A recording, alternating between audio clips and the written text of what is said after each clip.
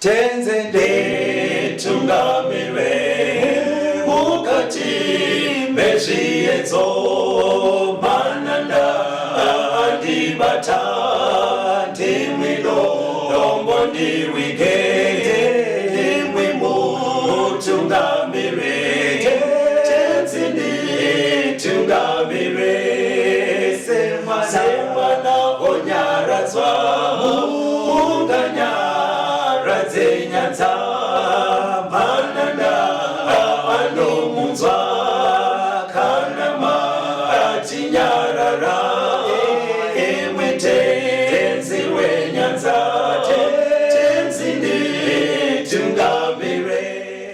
Kwaziwai vateereri, tinomuchingamidzai kuchirongwa The Second Coming of Christ chamunopiwa naPastor Gift Rhodes kuNorth Zimbabwe Conference, the Seventh-day Adventist Church, pamwe chete namufundisi Caston Betera vekuEast Zimbabwe Conference of the Seventh-day Adventist Church. Mustudio nhasi tina Proclaim Rhodes ndiye ari kutiisira musign language. Mufundisi, kwazai vateereri. Vateereri tinokuchingamidzai. Tinoda kutenda hurukuro yatinayo nhasi ine musoro wenyaya unoti Mwari vanoshanda nenguva part 1. Ndizvo zvomufundisi. Right. Mwari vedu vanoshanda nenguva, ateereri. Ndopfungwa yatinoda kuti Mwari akatibatsira ibude muchidzidzo chino. Saka rambai makaibata pfungwa ye, but tichiri ngori kubhuku raDhaniel. Chaita kuti tiite chidzidzo chakadai. Mubhuku raDhaniel mune pakawanda Mwari paanotaura zvenguva nemadhetsa achidaro. Saka toda kuti pastor mutore Bible tipinde mukati mechidzidzo chedu. Tiri kuna Daniel chapter 9 na Daniel chapter 8. Machapters ari mairiwayo anobatsirana kuti tinzwisise zvikuru sei takatarisana nekuuya kwaJesu. Pana Daniel chapter 9 ndoda kuti mufundisi vakuverengerei verse 24 neverse ya 25. Daniel 9 verse 24 na 25. Vhiki dzina 40 dzakatemerwa vanhu vako neguta rako dzvene, kupedzisa kudarika nokugumisa zvivi, nokuyananisira zvakaipa, nokuvuyisa kururama kusingaperi, nokusimbisa zvakaratidzwa nouprofita, nokuzodza nzvimbo tsvene-tsvene. Naizvozvo chiziva unzwisise kuti kubva pakutemwa kwomurayiro wokuvandudza nokuvaka Jerusarema kusvikira kune wakazodzwa iye muchinda zvichaita vhiki 1, uye vhiki dzina 62 dzichavapo dzokuvakwa kwaro riine nzvimbo mhambi nemigero, asi zvichaitwa nenguva yokutambudzika. Sezvatakambodzidza kumashure mufundisi. Right. Nyaya iri kuitika apa nemi vateereri. Pakutsinhana kwaita umambo panyika panapa. Takatarisa kuuya kwaJesu, Mwari achitibatsira kuti tizive kuti tiri mumazuva ekupedzisira. Pakabuda pachena kuti mukutaura kwechiprofita chaitangira paumambo hweBhabhironi. Right. Koteerera hwechimvuri Medo Persia, kouya chii? kouya Greece, Kouya chii? tevere Rome. Right. Saka muzvidzidzo zvekumashure Bhaibheri rakaburitsa pachena kuti Rome yakazotambidza chimuti kuChristian Church. That's right. Saka muchidzidzo chapedzisira kuitwa namufundisi takaona Christian Church ichipiringisha nekurwisana nebasa raKristu. Ndobva paita mubvunzo wekuti vakomana, nyaya idzi dzapiringishwa idzi dzichasvika rii dzakapiringishwa kudaro? NdiGabriel anga ari kutaura ipapo. Ndobva papiwa mhinduro vateereri kuna Daniel chapter 8 verse ya 14. Zvikanzi pachada 2300 days. Kureva 2300 years kuti sanctuary izogadziriswa. Saka mubvunzo wakabva wasara uripo ndokuti 2300 idzi dzinotanga kuverengwa papi? Daniel pakabva pamuvhiringidza. Right. Saka patiri kudzidza manje ari kubva abatsirwa akanzi pa 2300 idzi taakumbotora vhiki dzine 40. How many weeks? 70 mavhiki. 70 weeks. Saka times 7. Which is 490 days. Muchiprofita 490 days dzinobva dzaita chipast 490 years. Saka Bhaibheri rakuti 490 years taakumbodzidimbura pa 2300 dziya. Tidzipe kuvanhu vechiJudha sezvo varivo vataive takaita maticha ezano reruponeso. Patsanangurei zvakanaka kuti zviri kutaurwa naMwari ndezvekuti period yatiri kubvunza saka inotangira papi ichiguma papi ye2300 years. Yes. Yakadimburwa mukati mayo. Pane imwe nguva iri kunzi iyi ndeyaMwari achimboshanda nevaIsraeri. Yes, kuvakwenenzvera serudzi rwaakanga akasurudza kuti vave vadzidzisi vekudzidzisa ndudzi. Zvikanzi taakumbokupai mukana uyu wekuti mushandwe nemi imimi mutore nzvimbo dzenyu. Ndo iri kunzi 490 years. Ndo 70 weeks. Ndobva panzi asi pa 490 years idzi 69 weeks dzacho kureva 483 years dziri kubuda pakuti 69 times 7. Yes, toita 483. Hanzi idzodzo padzinokwana ndo pari kubva pauya akazodzwa. Tichazoona kuti ndiani. Saka pari kunzi vapiwa 490 years. Asi dzisati dzapera 483 dzacho panonopera 483 pari kuuya akazodzwa. Handitika ari kunzi anosvika zviviri. But mubvunzo ungoripo ndokuti dziri kumbotangira papi. Handiti mazvonaka ndo pandauda kuti tichienda nechidzidzo kuitira kuti nyaya dzedu dzipindurike. Verengai pana Ezra 1 vesi ya 1 kusvika pa 3. Ezra 1 vesi ya 1. Zvino negore rokutanga raKoreshi mambo wePezhia, kuti shoko raJehovha rakarehwa nomuromo waJeremia riitike, Jehovha wakamutsa mweya waKoreshi mambo wePezhia, akaparidza paushe hwake hwose, akazvinyorawo akati, zvanzi naKoreshi mambo wePezhia, Jehovha Mwari wokudenga wakandipa ushe hwose hwenyika, akandirayira kuti ndimuvakire imba paJerusarema riri paJudha. Zvino ani nani uripo pakati penyu wavanhu vake, Jehovha Mwari wake ngaave naye, ngaakwire hake Jerusarema riri paJudha kundovaka imba yaJehovha Mwari waIsraeri. Ndiye Mwari unogara Jerusarema. Daniel angati makore aya anoverengwa tichitangira pachaita chirevo chekuvakwa nekuvandudzwa kweJerusarema. Ndo zvataura Daniel chapter 9 verse 25. Saka mubhaibheri manje tinoda kuti tichitsvaga kuti chirevo ichi chakaitwa rii chekuti Jerusarema ivakwe uye ibva yavandudzwa. Saka nhoroondo yacho yekuvakwa kweJerusarema pakaitika Daniel 9 vanhu vaive kupa papasta. Vanhu vanga vari muutapwa kuBhabhironi. Vaitova kuBhabhironi. Anditika. Saka bhaibheri ndobva rabva rati asi kana muda kuza pekutanga kukaunda makore aya pane chirevo chichaitwa chekuti Jerusarema ivakwe ivandudzwe. By the way, chimiro cheJerusarema panguva ichi chakamira sei? Jerusarema ranga riri dongo kapa mufundisi. Kuti pakatapwa vaIsraeri vachiendwa navo kuBhabhironi. Yes. Yakasiya yaparadzwa. Riri dongo. Saka Mwari ari kuti richazovakwa nekuvandudzwa. Pamunongonzwa paita chirevo chekuti Jerusarema ngarivakwe rivandudzwe. Chibva matanga kukaunda makore aya. Makore 2300. Mobva matanga kukaunda futi makore 490 aya evaIsraeri zviri kutangira vateereri inyatsopanzwisisai makore 2300 anotangirana kuverengwa ne490 dzakapuwa kuvaIsraeri. Anotangwa zuva rimwe chete. Pa 490 ipapo futika ndo pari kubva panzi futi tangai kukaunda 483. 69 weeks ndedzeidzi ndedze kungonoti svitsa pana akazodzwa. Asi 70 weeks 490 years dzichizonopera pachikamu chaya chapiwa maJudha. Saka dziri kutangira papi wateereri hanzi dzinotanga pachaitwa chirevo chekuti Jerusarema rivakwe uye rivandudzwe. Saka paverenga mufundisi pana Ezra 1. Kuenda ndauda kubvunza saka ndo iri kunzi Koreshi ere. Aiwa, ndo pandauda kutsanangura. Paverengwa namufundisi mambo Koreshi achirayira vanhu vaive kuutapwa. Koreshi ndiye Cyrus. Weva Medo Persia. Achirayira vanhu vaive kuutapwa kuti dzokerai munovaka temberi. Munamate Mwari wenyu sezvamaida. Ndiye mumwe mambo akapa chirevo. saka ndati chiverengwe. Alright. But chiri kunoitika pachirevo chakoreshi chasairasi chinenge chinongone chekuita kuvandudzwa kwetemberi chete. Kurava kuti dai kwakutaura kwemazuva ano endai munovaka chechi. Endai munovaka chechi. Alright. Yeti Daniel ati panoda chirevo chekuvakwa kweJerusarema rese. Seguta rese kwete chechi chete. Nekuti pakatapwa vaIsraeri kwakaparadzwa guta, kukaparadzwa chechi. Nevanhu vakasiwa vaparara. Saka tuda chirevo chinonodzosa kuti chechi yakunamatwa neguta racho radzokera pachimiro. Saka mambo Koreshi arayira vanhu, zveshuwa vanhu vakatodzoka pasi kunovaka chechi, vakatotanga kuita basa. But mukaverenga vateereri mubhuku raEzra vakasangana nezvimhingamupinyi.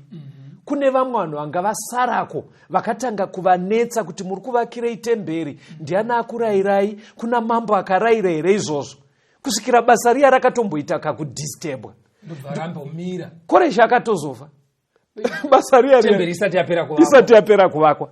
Saka kwakauya mumwe mambo ainzi Darius. Saka vanhu vanga variko kwaJudha vachiona temberi ichiita kunge da kuvakwa vako vakabva vanyorera tsamba kuna mambo angapo ainzi Darius kuti kune vanhu vari kuita musikanzwa vakuda kuvaka futi temberi, varida kuvaka temberi makazvirayira here. Saka Darius toda kunzwa achinyorerwa tsamba iyoyo nekuti chatiri kuverengera nyaya idzi mufundisi nemuvateereri toda kutsvaga chirevo chakaita kuti Jerusarema ivakwe ivandudzwe. Tikangochiwana ichocho tobva taziva panotanga kuverengwa 2300 days. Verengai kuna Ezra chapter 5 kubva pavhesi ya7 kusvika pa11 mozoverenga vhesi 17. Ezra 5 vhesi ya7. Vakamutumira mwadi makanga makanyorwa kudai: kuna mambo Darius, rugare rwose ngaruve nemi. Mambo ngaaziviswe kuti takaenda kurutivi rwenyika yaJudha kuimba yaMwari mukuru inovakwa namabwe makuru uye matanda anoiswa mumasvingo. Basa iri rinoshingairirwa, rinopfuurira mberi zvakanaka pamaoko avo. Zvino takabvunza vakuru vavo tikati kwavari: ndianiko wakakurayirai kuvaka imba iyi nokupedza rusvingo urwu? Takavabvunzavo mazita avo kuti tikuzivisei tinyore mazita avarume vanovatungamirira. Vakapindura vachiti: isu tiri varanda vaMwari wokudenga napasi. Tinovaka imba yakadeya kuvakwa makore mazhinji akapfuura, yakavakwa nomumwe mambo mukuru waIsraeri ikapera. 17. Naizvozvo zvino, kana mambo achifara nazvo, ngavanzvere muimba yepfuma yamambo iri Bhabhironi, vaone kana zviri izvo, kana mambo Koreshi akarayira kuti imba ino yaMwari ivakwe Jerusarema, mambo agotizivisa kuda kwake pamusoro pemhaka iyi. Vari kunyora zveshuwa vanhu vaida kuteerera mambo. Zvikanzi kune vanhu vari kuvaka temberi ende vari kuti yaitovapo kare, ende basa racho hanzi riri kushingairirwa chaizvo. Saka imimi mambo varume tavabvunza mazita avo tichitira tinyatsokupai madetails akakwana. Chititsvagiraiwo munhoroondo mumakoronike ehurumende ikoko. Mutsvage kuti zvakamborayirwa here naKoreshi kuti imba ivakwei. Saka mambo Darius akatsvaga zveshuwa ndobva aona kuti zvaive zvarayirwa, ndobva avapindura. Munozoverenga bhuku raEzra vateereri chapter 5 ne6. Ndobva avapindura akati zveshuwa zvirimo, pane chirevo chakaitwa chekuti temberi idii siyai basa rienderere mberi. Saka Koreshi naDarius vateereri vakapa zvirevo zvaiita kuti chechi kana kuti temberi ivakwe. Zvirevo zvavo hazvina kuinkluda Jerusarema rese guta. Zvine isusu toda chirevo chakavandudza guta rese. Mapanzwisisa ka? Ndofunga vateereri muri kuona kukosha kwazvo kuti pakudzidzwa kwebhaibheri zvinoda kuti watsvaga apa. Iro bhaibheri pacharo rinobatsirana kuti nyaya ibva yajeka. Hatirambei tichitsvaga imomo mubhuku raEzra. Handei pana Ezra chapter 7 kwanga kwaane mumwe mambo ainzi Anoshanda. Ane chirevo chaakaita. Verengai kubva pavhesi ya11 musvike pa14. Ezra 7 vhesi ya11. Zvino ndiwo mashoko emwadi iyo mambo Anoshanda yaakapa Ezra muprista nomunyori. iye munyori wamashoko emirayiro yaJehovha nezvaakatemera Israeri. Atashasta mambo wamadzimambo kuna Ezra muprofita, munyori womurayiro waMwari wokudenga wakakwana namamwe mashoko akadai. Ini ndinotema chirevo kuti vanhu vose vaIsraeri navaprofita vavo navaRevhi vari paushe hwangu vanoda nokuda kwavo kuenda Jerusarema ngavaende havo newe, zvawatumwa namambo namakurukota ake manomwe kundobvunzisisa pamusoro paJudha neJerusarema, sezvakarebwa nomurayiro waMwari wako uri muruoko rwako. Saka panapa mambo Atashasta ari kutaura kuti vaRevhi nevaprofita zvine chekuita netemberi izvi. Endai munoita zvakarayirwa nani? naMwari wenyu. Akaenderera pamberi, chiverengai vhesi ya25 musvike pa27. Tiri pana Ezra 7 ipapo. Yes. Verse 25. Zvino iwe Ezra, nenjere dzaMwari wako dzawakapiwa iwe, chigadza vatambi vemhosva navatongi vangatongera vanhu vose vari mhiri kworwizi mhaka dzavo, vave vanhu vanoziva mirayiro yaMwari wako, ugodzidzisa mumwe nomumwe usingaizivi. Ani nani usingadi kuita murayiro waMwari wako nomurayiro wamambo ngaakurumidze kupiwa mhaka, kana yorufu, kana yokudzingwa, kana yokutorerwa nhumbi dzake, kana yokusungwa mutorongo. Jehovha Mwari wamadzibaba edu ngaakudzwe, iye wakaisa chinhu chakadai mumwoyo wamambo kuti anatse imba yaJehovha iri Jerusarema. Manzwa chirevo chaAtashasta chaenderera mberi chakutovatendera kugadza major street nemasabhuku kudzosera Jerusarema pachimiro chekare. Chekunomira senyika yakazvimirira, senyika esiti vachitozvitonga vachinamata kanamatiro kavo. Saka chirevo ichi manje chaAtashasta ichi chinowanikwa kuna Ezra 7 mufundisi. History inoisa pachena vateereri kuti Mwari yakadhiklewa namambo Atashasta mugore ra457 BC. Bataidetiri vateereri 457 BC ndo gore raitwa chirevo ichi. Saka chekuti chiendai munoumba Jerusarema patsva, Israeri iende ikoko senyika, patori nekuzvitonga. Saka hakusiri kungovakwa kwetemberi bedzi yekunamatira. Saka dheti rakakosherei vateereri ndo ranzi naDaniel chapter 9 kubva pana 457 iye chikaundai 2300 days. But pari zvino tiri kumbokaunda 490 years dzakanga dzapiwa kuti vaJudha vakwenenzverwe naMwari. Ndoda kuti mbonzwa kambo mufundisi tuye toenderera mberi. Tiri muchidzidzo chinoti Mwari vanoshanda nenguva. Rambai muri pachirongwa.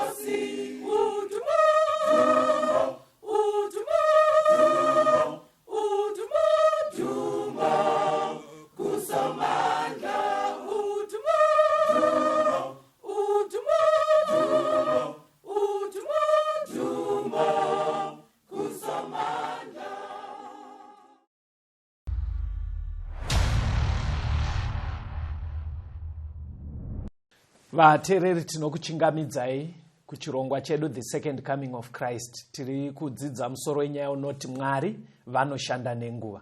Tasira papi mufundisi? Tanga tasiya taona pakatangira kuverengwa, panofanira kutanga kuverengwa nguva ye 2300 years. Inotangirana ne 490 years dzakapuwa kuvaJudha. Yes. Ndo patatasira ipapo. Date racho chi? Rakanzi 457 BC rinova gore rakatemwa chirevo namambo Anoshanda rekuti Jerusarema iende inovandudzwa, temberi ichivakwa patsva. Makore aya ari kupirwa ivateereri nekuti kwekutanga kune mubvunzo weumambo hwakaonekwa huchipiringishana naJesu. Ndobva paita mubvunzo kuti umambo hucharamba huchisiwa zvakadaro kusvika rii? Kusvika patonzi aiwa panoda 2300 years ndo pachatanga kuvandudzwa zvinhu zvichiristowewa. Saka muri kuona nyaya tiri kudziteedza tichinyatsoenda nadzo kuti zvikujekerei. Saka iko zvinotaane date rinotanga kuverengwa 2300 years. Date racho ndi 457. But pabva panzi mufundisi, kubva padate iri panoda 69 weeks kusvika kuna akazodzwa. Ndo 483 years. Madzuwana sei? Tiri kutaimisa 69 na 7. Nekuti wiki rine 7 days. Right. Saka 69 weeks kureva kuti 69 times 7 yobva yaita 483. Saka pari kunzi kubva padate iri rekuvandudza Jerusarema nekuvakwa kusvika pana akazodzwa pane 483 years. Akazodzwa ndiani? Verengerai vateereri vedu Mabasa chapter 10 verse 37 na 38. Mabasa 10 verse 37. Imi munoziva shoko iro rakaparidzwa paJudhea rose, rakatanga paGarireya, shure kwokubhabhatidza kwakaparidzwa naJohani, raJesu weNazareta, kuti Mwari wakamuzodza nomweya mutsvene nesimba. Toda kutenda. Saka panapa akazodzwa kana kuti anonzi muchinda akazodzwa ndi Jesu. Akazodzwa ri Bhaibheri rikuisa pachena kuti pakaburuka njiva musi waabhabhatidzwa, denga rikataura kuti uyu ndiye mwanakomana wangu andinofarira, anointwa, aizodzwa. Achitozodzwa naMwari. Saka akazodzwa ndi Jesu. Kureva kuti akazodzwa papi? Musi waabhabhatidzwa. Saka Bhaibheri rikuti pane makore 483 kubvira pakuvandudzwa kweJerusarema kusvika pakubhabhatidzwa kwaJesu. Zvekuti dai tatine hamino tingatsanangurisei vateereri, but kwamuri ikoko vateereri, even ukada kutora chibepa uchiedha BC ndekuko kuseri Jesu asati auya. Saka ukatangira pana 457 woedhera makore 483 anoita achipera osvika kuna 1 BC. Obva atangidza kuti 1 AD. Muchaona kuti mukaweka zvakanaka munosvika pana AD 27. Chii chakaitika date? AD 27 ndo gore rabhabhatidzwa Jesu. Ndo gore rabhabhatidzwa Jesu. Ari kunzi kuna mabasa akazodzwa. Saka muri kuona here kuti Mwari aitova muurongwa hwake negore richabhabhatidzwa Jesu. Ende ndo zvazviriwo munhoroondo, mufunge vateereri, kuti Jesu akabhabhatidzwa muna AD 27. Patauda kuti tichiona mufundisi. Because vanhu ava vanga vatemerwa 70 kureva 490. But 483 dzakaperera paAD 27. Hatidzokerei kuna Daniel chapter 9. Verengai verse 27 chikamu chekutanga. Tinzwe kuti pawiki rasara iri 7 years dzekupedzisira kuti tisvike pa 490 years. Chii chaifana kuitika? Verengai tinzwe. Daniel 9 verse 27. Zvino iye uchaita sungano yakasimba navazhinji vhiki imwe. Pakati pevhiki uchagumisa chibayiro nechipo. Chimirai makadaro. Teererai vateereri, panapa toda kuti tinyatsa kufamba tese. Taona isusu kuti 69 weeks ndo dziri kunzi 483 years. Dziri kuskopera pana AD 27. But nguva yanga yapiwa vaJudha is 70 weeks kwete 69. Kureva kuti pasara rimwe 1 week. 1 week madays mangani? Ndiyo 7 days. 7 days muchiprofita makore mangani?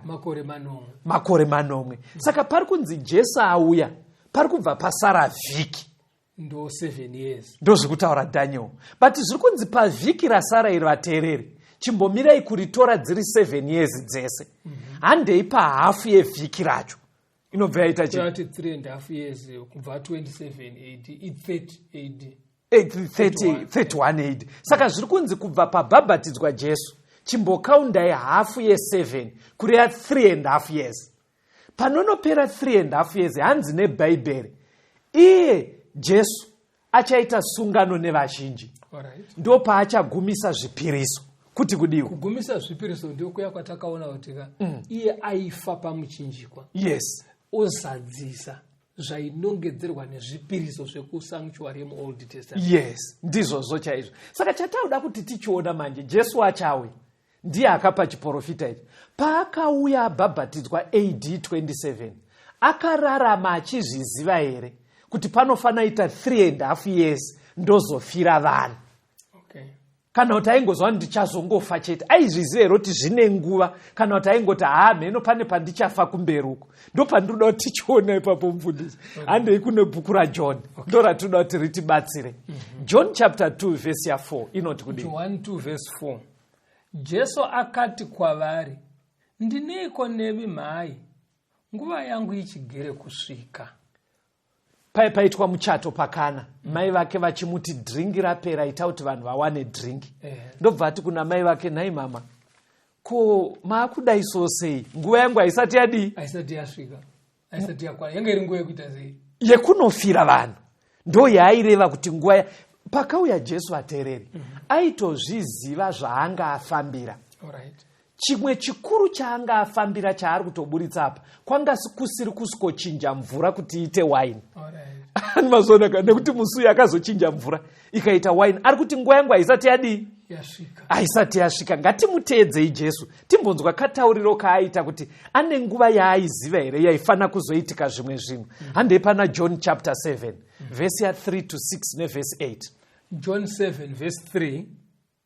Naizvozvo vanun'una vake vakati kwaari, ibva pano uende Judhea, kuti vadzidzi vako vaonevo mabasa ako aunoita. Nokuti hakuna munhu unoita chinhu chinyararire, kana iye amene achida kuzikanwa. Kana iwe uchiita izvi, uzviratidze kunyika. Nokuti navanun'una vake vakanga vasingatendi kwaari.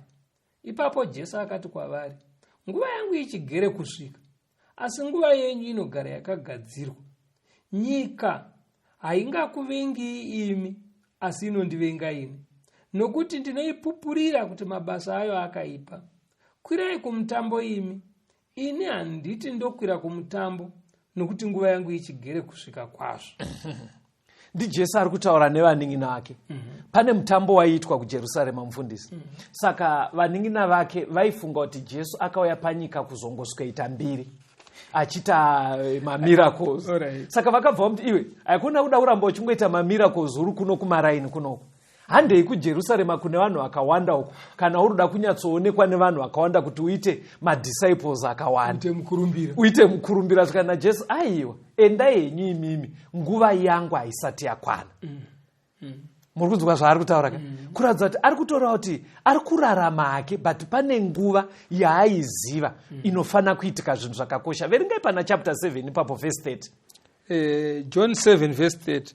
Naizvozvo vakatsvaka kumubata, asi kwakanga kusino munhu wakaisa ruoko kwaari, nokuti nguva yake yakanga isati yasvika. Vanhu vaida kumuuraya. Hanzi vaida kutomuuraya but zvakakona nekuti nguva yenge isati yasvika. Saka muri kundirangaridza panga ari mucheche Herodhi akada kumuuraya. Yes. Ndobva ngirozi yauya kuna Joseph ikati tora mwana uende kuIjipiti. Yes. Unovanda ikoko. Yes. Saka aisafanira kutofa ipapo nekuti nguva yanga isati yakwana. Yenge isati yakwana. Iri nguva ipi vateereri? Ikai yakaprofitwa naDaniel. Yekufira vanhu pamuchinjiko. Ndikuda chidzidzo ichi chikuda kuedza kuti muone kukosha kwakaita chiprofita chaichapiwa Daniel. Chaive nenguva dzemashandiro aMwari. Saka vakatadza kuti vamuuraye nekuti nguva yenge isati yakwana. Handei pana Daniel ipapo chapter 8 pastor verse 20. Pana John 8. John 8 verse 20. Verse 20. Wakataura mashoko aya pachivigiro chemari achidzidzisa mutemberi. Kwakanga kusino munhu wakamubata nokuti nguva yake yakanga isati yasvika. Ndofunga muri kunyora mavhesi avateereri. NdiJesu ari kuburitsa pachena kuti nguva yake yenge isati yasvika. Saka pastor, Jesu aisafana kufa 2 years after baptism. Aifana kufa kwapera 3.5. Ndo zvakaprofitwa kuna Daniel. Saka Bhaibheri riri kuramba richiita nharo kuti nguva yenge isati yakwana ende riri kuramba richiramba Bhaibheri kuti kunyange vanga vagadzira varonga zvese zvekuti vamuuraye, Bhaibheri riri kuramba richiti vakatadza nekuti nguva yenge isati yakwana. But pakaita 3.5 years dziya dzaakunopera, dzaakunosvika kumucheto, Jesu akatanga kuchichinja language, tingati kudi matauriro akufambirana nepaane nguva. Akatanga kuchichinja language sezvinobuda mubhaibheri kuna John ikoko. Ndoda kuti muverenge pana John 12, verengai verse 23 nevhesi ya 27. John 12 verse 23 na 27. Jesu akavapindura akati, nguva yasvika kuti mwanakomana womunhu akudzwe. Verse 27. Zvino mweya wangu unomanikidzwa. Ndichatiiko, Baba ndiponesei panguva ino, asi ndizvo zvandawira panguva ino. Right. Jesu akuchitaura vateereri zvaaiva anyatsoinga. Ari kuti nguva yachisvika manje, anga akuda kunofa 3.5 years dziya dzaakunoti gedye. Saka akuchibuda pachena ega akuti ndo zvandakainga panyika. Zvekuskofa. Ipapo ndibatsirei pasi. Because Jesu akaita mamiracles akawanda pasi. But ari kuti zvandakanyatsoinga ndezvizvi. Saka pamwe pese apa chii chaiitika pasi? Because pane paaitoporesa vanorwara mufundisi.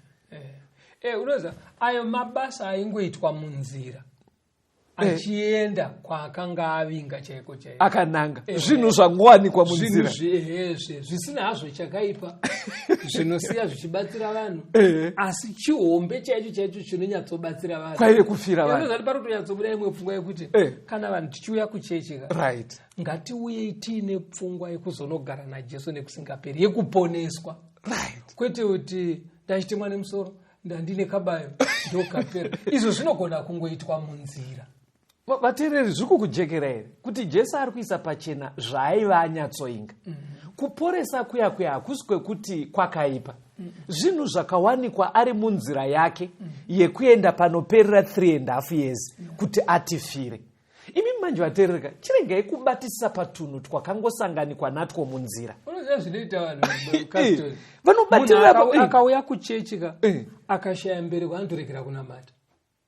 Yeti kuwana mwana zvinowanikwa uri munzira uchienda kuruponeso. Exactly, pastor. Kana kunga akublesswa, munga muproject yauri kuita, blesswa uri munzira yeruponeso. Even kutoporeswa kurwara anozviita Mwari, but tingori munzira yekuenda kuruponeso. Chiregai kubva mati mubatirire tunhu twakasanganikwa naJesu munzira sekunge zvinonzi ndo twaiva ainga. Ari kuisa pachena Jesu kuti ndo zvandakainga zvekuchifira vanhu. Unoziva kuti wandifungisa umwe muchinda akati bhazi kana richifamba rwendo rwakareba, anombomira paya vanonzi risezi, munhu kwakunofarisa iwo, kwakutosiyiwa nebhazi ari ikoko. Aiwa rinoenda ka sekudonze ndo zvaabvira kumba kwake irisesi chete kai. Toda kutenda vateereri, Mwari anoshanda nenguva. Inzwai futi Jesu pana John 13 verse ya 1 anoti kudii? John 13 verse 1. Zvino mutambo wePaseka usati wasvika, Jesu akaziva kuti nguva yake yasvika kuti abve munyika ino aende kuna Baba. Zvaakanga aida vanhu vake vaiva munyika wakavada kusvikira pakuguma. Saka Jesu hanzi paakaona mutambo wePaseka wasvika, pane zvaifanoitwa pamutambo uyu, zvekuraya hwai, zvese zvipiriso takazvidzidza zvainongedzera pana Kristu. Hanzi iye achiona futi kuti 3.5 years dziya dzaakunopera, ende dzainopera musi waiitwa Paseka. Aitozviziva kuti padziri kunoperera 3.5 years ndepanoitwa Paseka. Saka Bhaibheri rabva rati akaziva kuti nguva yasvika. Nguva ipi vateereri? Yakaprofitwa naDaniel kunzi kwapera 3.5 years abva pakubhabhatidzwa iye Jesu aizogumisa zvipiriso. ngatipadzokoro apa kuti Jesu akabhabhatidzwa AD 27 Right. zvaizotora 3.5 years achiita ministry.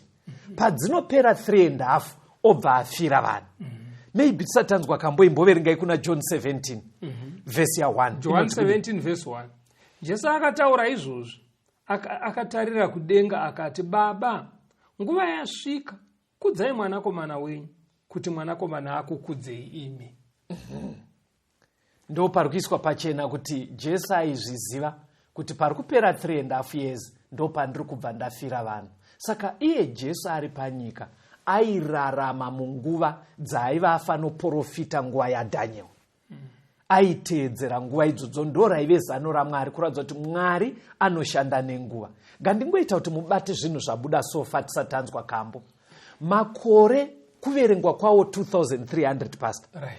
Anotanga kuverengwa muna 457 BC. Gore rechirevo chaAtashasta. Chaatashasta zviri kuna Ezra 7. Ndo panotanga kuverengwa makore 490 anganzi apiwe vaJudha kuti vakwenenzverwe. Right. Ndo panotanga kuverengwa makore 483 anga aprofitwa kunzi paanopera ndo pachabhabhatidzwa Jesu. Right. Saka Jesu akabva abhabhatidzwa AD 27. Zvikanzi 7 makore asara kwekupedzisira, asati apera 7 tiri pakati pawo 3.5 dzachona padzinopera, Jesu aibva agumisa zvipiriso kuri akufira vanhu. Saka kubva pana AD 27 mwedzi yacho hatichaitaure, ukaedhera 3.5 years dzainosvika AD 31. Rambai muri pachirongo ateereri, timbonzwa kambo.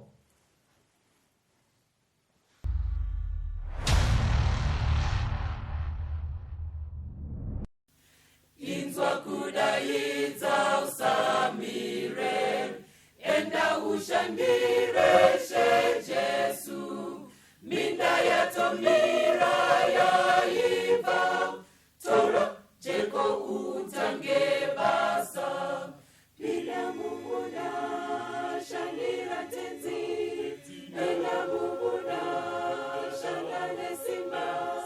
shanda nesimba rese ona, minda yaiva kowane vamwe pila mumuna kowera tenzi, enda mumuna shanda nesimba vako winguva yapera Jesu ouya shanda nevamwe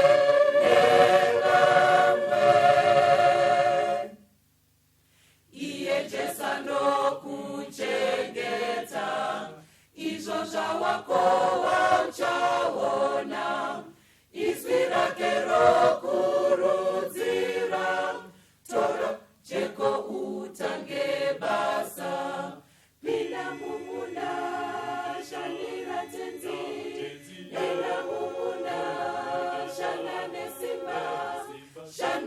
nesimba rese ona, minda yaiva kowane vamwe pila mumuna kowera tenzi, enda mumuna shanda nesimba vako winguva yapera Jesu ouya shanda nevamwe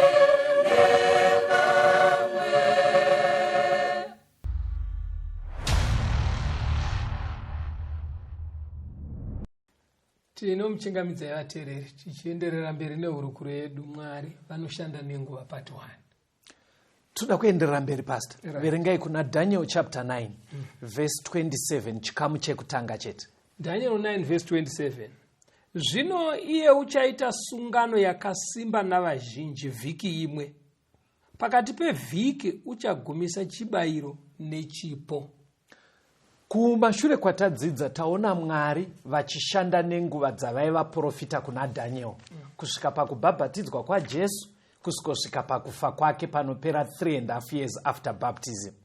Chatauda kuona pastor kakushanda kaMwari nenguva even pakunofa kwacho chaiko kwaJesu. Alright. Aifana kufa paPaseka. nekuti paseka yaifanoitwa kumashure yainongedzera iye. Saka toda kungoona kafiro kaakaita kuti kanoti gedye here nenguva dzaive dzaprofitwa kare. Maybe zvakakosha izvi nokuti vanhu vazive kuti Jesu paakaintroducedwa naJohani akaintroducedwa sechii. Mboverengerai vateereri John 1 verse 29. John 1 verse 29. Ava mangwana wakaona Jesu achiuya kwaari akati, yes, tarirai gwayana raMwari rinobvisa zvivi zvenyika. Kuti kudii uku pastor? Ndofunga vhesi raibva raisa focus yekunyatsoudza vanhu zvaingwa naJesu. Johani ari kuisa pachena kuti chakauyira Jesu akauya kuzoita chipiriso sezvaiitwa hwai dzaiurayirwa zvitema zvevanhu. Thank you pastor. That's the correct answer yapiwa namufundisi.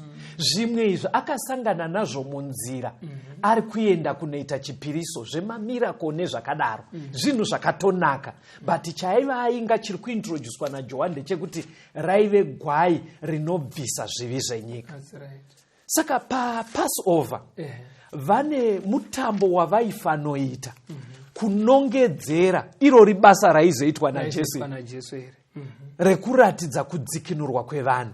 Ndoda kuti munzwe kuti pavaita mutambo uyu gwayana iri raiurayiwa nguvai. Hatidzokerei kumashure patangwa mutambo wePaseka pana Exodo 12. Ndoda kuti muverenge verse 5 nevhesi ya 6. Exodo 12 verse ya 5. Gwayana renyu ngarirege kuva nechinhu chisakafanira, mukono wegore rimwe, muritore pamakwai kana pambudzi. Zvino murichengete kusvikira pazuva re14 romwedzi. Ipapo ungano yose yavanhu vose vaIsraeri ngavariuraye madekwana. Ndo Mwari achitsanangura maitirwo aiita Paseka. Patinoda kuti mubate gwayana iri raiurayiwa anzi madekwana. Daita tine Bible rechirungu muno mustudio tingadai taverengera vateereri. Pakanzi madekwana apo mufundisi hapanoburitse zvekuti night kana kuti evening. Panonoburitsa time yekuma 3 p.m. kunenge kuzuva roira tingatsanangura tichiti kudii. Totongodaro gwayana iri vateereri raiurayiwa na 3 p.m. ndo yaitova nguva yacho musi wePaseka. Musi wacho waive wa14 mwedzi wekutanga. Saka pavaita kalenda yavo musi wa14 wemwedzi wekutanga paikwana 3 dzemasikati vaibva vauraya gwayana iroro.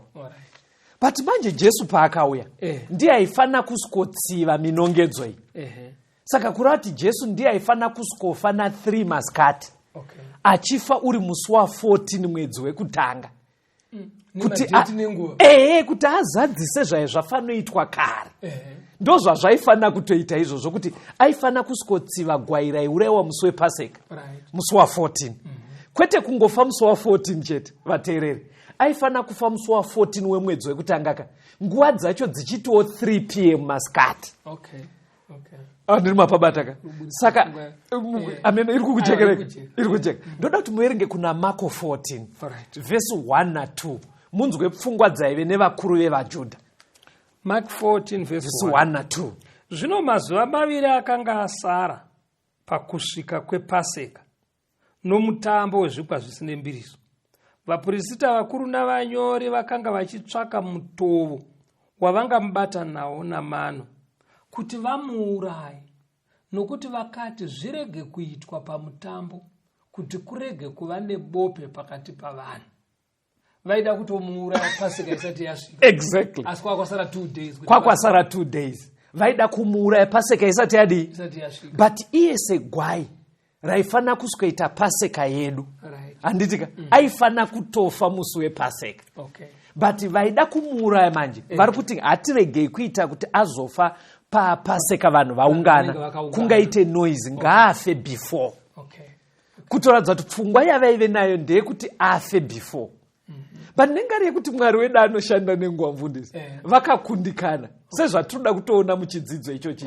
Handei pana John 18 verse 28. John 18 verse 28.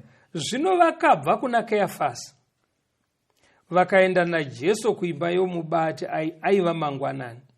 Asi ivo havana kupinda mumba momubati kuti varege kusvibiswa kuti vagodya Paseka. Saka ameno vateereri vakazodzidza ndima dzejesu achibva mugadheni regetsemani achisungwa achidai, kwavari vaifunga kuti nyaya iyi yaifanira kupasiswa chopu chopu yopera pasika isati yasvika. Saka madhilei ayaita ndo akaita kuti vashingaire neusiku. Saka yanzi pavakaenda kumba kwaPirato mubati, Pirato aive muRoma, makambotidzidzisa, anga asiri wechiJudha. Saka vaiti vamwe vese vasiri maJudha, vanhu vakang'ora. But vaida kuti avape death sentence yekuti munhu afe. Saka yanzi pavakasvika naJesu ikokoka, ndiye wavakasundira kuti apinde muyadhi mumba magavhena. Ivo ndobva vasara vari nechekunze, hanzi vaitya kuti vangang'ore. Asi vari kuita chinhu chiri wese than vaiteta chinhu chiri wese. Ndopaika painzi naJesu, zvinosvibisa munhu ndezvinobva mukati. Mupfungwa mavo vaida kutouraya, dzaitova mhondi, but vakazeza kutsika yadhi. Pfungwa yavari kutraya kuita pamufundisi yandoda kuti nemuvateereri mubate ndeyekuti vaida kuti Jesu afe pasika isati yasvika. Alright. But Pirato wachoka hanzi atombosvika iko akatobvunza kuti mainge naye kuno anobva kupi? Zvikanzi anobva kuNazareti. Zvikanzi muendeseika kuna Herodhi, ndiye mubati wekuNazareti. Saka madhilei ese iwayoka aitovasvota, but madhilei aifana kuvapo kuti Jesu afe nenguva yake. Hatichiendai munzwe pana Luke 23 verse 33 kusvika pa34. Luke 23 verse 33 kusvika pa34. Zvino vakati vasvika panzvimbo inonzi Dehenya, vakamuroverapo navatadzi, mumwe kurudyi mumwe kuruboshwe. Papo Jesu akati, Baba, muvakangamwire, nokuti havazivi chavanoita. Vakagovana nguo dzake vachikanda mijenya pamusoro padzo. Musi wa14 wemwedzi wekutanga uya wavaita paseka, taimi dzacho dzaakuda kuswedera pasta, kuti Jesu achifa dze3 masikati dziya. Hanzi paakaona varume ava vachigovana hembe dzake, vari busy kutraya kuti vabate taimi yePassover. Hanzi Jesu akati varegerere ishuwa. Havasi kuziva zvavari kuita. Munozovateereri, patiri kutaura mavhesi I hope muri kuanyorawo pasi. Kana paine chimwe chinhu mumaziso aMwari chinogona kuita kuti atidembe, kuita zvinhu tisiri kucherechedza nguva dzaMwari. Tisiri kuona zvakaprofitwa naMwari zvichizadziswa. Hanzi akasvika pakuti varegerere ishuwa. Because ainyatsona kuti zvavari kuita nepasara nguva zviri kunoti gedye. Yetiwo mupfungwa vari kuti at least zvaita taakunotamba paseka. Amenoti mungataure kuti kudivi vateereri vanzwise kuti Mwari paanoita zvinhu nenguva ticherechedze nguva nekukoshesa uprofita hwaMwari. Chiri kubuda vanhu vaMwari ndechekuti pane zvinhu zvinenge zvichiitika panyika, hapana zvinongoitika zvisina chazviri kuvava. Mwari vanoshanda nenguva. Zvekuti tinotoona sokuti izvo zvipatiri panapa titori mustudio, hurukuro idzi dzine zvadziri kutovavarira kuvanhu zvichibva mufungwa yaMwari. Pane umwe munhu anenge akatonzi nedenga, uyu kauyu nenguva dziri pamberi pake, rega yanzwe zvinhu izvi kuitira kuti aponeswe madheti aya asati asvika. Nekuti dai vaiziva chiprofita chaDhaniel, vanhu ava vakuru vevaJudha vaifanira kutotya pavaiona 3.5 years dzaakunopera. Vaifanira kurohwa nehana kuti vakomanaka murume uyu tinopesana hedu naye zvakawanda, but sei zviri kuda kunoti gedye nezvakaprofitwa. Ngatichionai zvakaitika manje. Vamuroera pamuchinjiko. Verengai kuna Mateo 27 past. Ndoda kuti muverenge verse 45 neverse 46. Mateo 27 verse 45. Zvino kubva panguva yachitanhatu kusvikira panguva yepfumbamwe, rima rakavapo panyika yose. Verse 46. Nenguva inenge yepfumbamwe, Jesu akadana nenzwi guru achiti, Eri, Eri, rama sabakitani, ndokuti Mwari wangu mandisiyireiko? Dai mufundisi varamba vachiverenga pfungwai ndo pakabva pafa Jesu. Saka Bhaibheri riri kuti kudini? Hanzi kubva panguva yechitanhatu kusvika panguva yepfumbamwe kwaive nerima panyika yose. Ndibatirei panguva apa. Panguva apa. Kaverengerwo kaitika nguva nemaji. Dzaiverengwa sei pastor? Dzaiti pakunoedza makuseni na6 kuseni. Ndipo vaitanga kuiverenga nguva yemasikati. saka kureva kuti kana dza7 1 inguva yekutanga, kana dza8 yechi2 9 yechi3 10 yechi4 11 yechi5 12 ndo yechitanhatu. saka kureva kubva na12 masikati, kubva na12 masikati hanzi pakaita rima kusvika panguva yepfumbamwe. right. saka tiri kuti nguva yepfumbamwe taakuti 7 8 9 kureva kuti dzaakuma3 dzobva dzanosvika pana 3 masikati. hanzi paive nerima panyika, rima risingaite. nyika yose padzakanokwana 3 masikati, hando pakabva padedzi rajesu kuti baba wangu mandisirei. ndima dziri pazasi dzinobva dzaisa pachena kuti ndo pakabva pabuda mweya wake, ndobva abva afa na3 masikati. inova nguva iya yavaiuraya kwachibayiro chepaseka. pandoda kuti tinyatsoongorora kuti chii chakaitika kuvakuru vevajudha. handei pana Mateo ipapo pastor. verengai vhesi ya50 kusvika pa51. Mateo 27. Zvino Jesu akadanidzira zvenenzwi guru akarega mweya wake. Ipapo tarira, chidzitiro chetemberi chakabvaruka napakati, kubva kumusoro kusvikira pasi. Nyika ikadengenyeka, mabwe akatsemuka. ndoda kuti muone chinhu ichi vateereri. vakuru vevajudha vasiya varoyera Jesu pamuchinjiko. kubvira na12 Jesu ari pamuchinjiko kwaita rima panyika yose. ivo pavamurovera munoziva kuti vamhanya kupi. vanga vaine pfungwa yekuti vaite mutambo wepaseka. saka ngativaonei vachimhanya kutemberi kwavo. but vari ikoko kubva na12 pabva paita rima. kureva kuti vaakutombomira basa rekuuraya hwai iya vanga vachifanira kunouraya yepaseka. asi sezvo hwai iya igara yasarudzwa kare, kureva kuti vanayo vari mutemberi vakaibata. ende mupfungwa dzavo vari kuti no problem, amheno changokonzera rima, but anyway time dzedu dzichiripo 3 o'clock ndofunga zvinenge zvaraiti vakabata chii. but bhaibheri riri kuti pakabva pakwana 3 o'clock vateereri, hanzi kwakaita earthquake. kwanga kuine rima kubva kwaita earthquake. ziketeni raikamura temberi hanzi rakabva rati nyau richitsemuka zvisingaitwe nemaoko emunhu.